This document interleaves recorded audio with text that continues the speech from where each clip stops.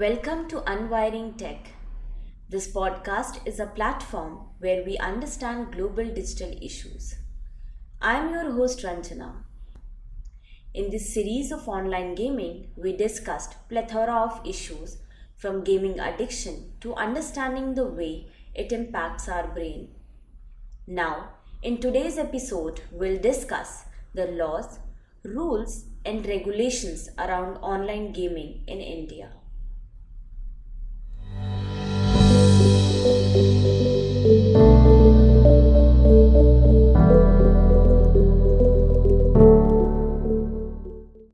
Online gaming has witnessed an incredible rise in India in recent years, driven by increased internet access and the proliferation of smartphones even in the remotest village.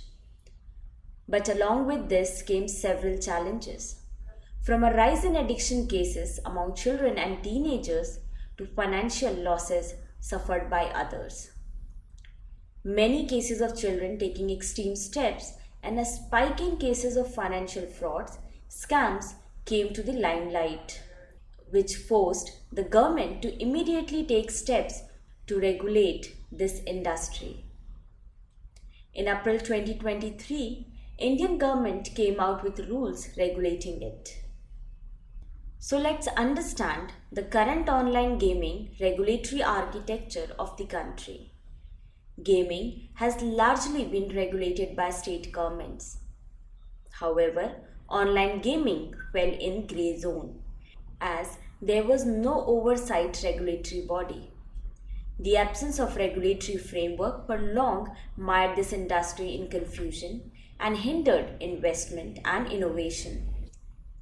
Indian government in April issued Information Technology, Intermediary Guidelines and Digital Media Ethics Code Rules 2023, aimed at governing the online gaming industry of the country. Under the rules, three types of games will not be permitted. These are games that involve wagering, user harm, and games that create any addictive consequences. Under these rules, government allowed self-regulation of the industry. It allowed setting up of self-regulatory organization, SROs. These SROs, comprising industry experts, gamers and other stakeholders, will oversee and regulate the online gaming industry in the country. The regulations mandate that these SROs include individuals with expertise in education, psychology and child rights. They will act as a central authority governing the online gaming industry. These regulatory changes primarily apply to real money games and games of skill, such as online fantasy sports contests, e-sports, and card games. Now, let's delve into the key aspects of these new regulations. Government will establish several SROs and they will determine whether a game is permitted or not. Gaming firms or platforms are prohibited from offering, publishing, or sharing online games that contain harmful or banned content. They must also verify the identity of online gamers. Online games involving any form of gambling, including advertisements, will be strictly prohibited. SROs will ensure that games adhere to guidelines designed to prevent addiction and harms, including self-harm and psychological harm.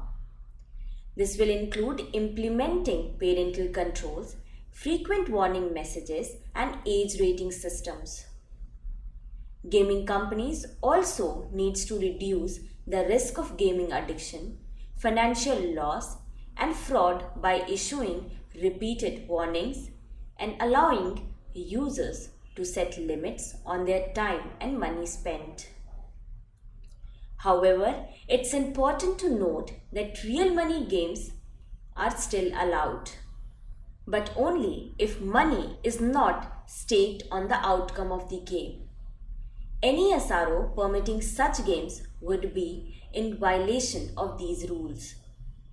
These regulations represent a significant step forward in the governance of India's rapidly growing online gaming industry. As the industry continues to evolve, it's crucial to strike a balance between promoting innovation and protecting users. Thank you for joining us on this episode of Unwiring Tech. We hope you find this exploration of online gaming regulation in India insightful. Thank you.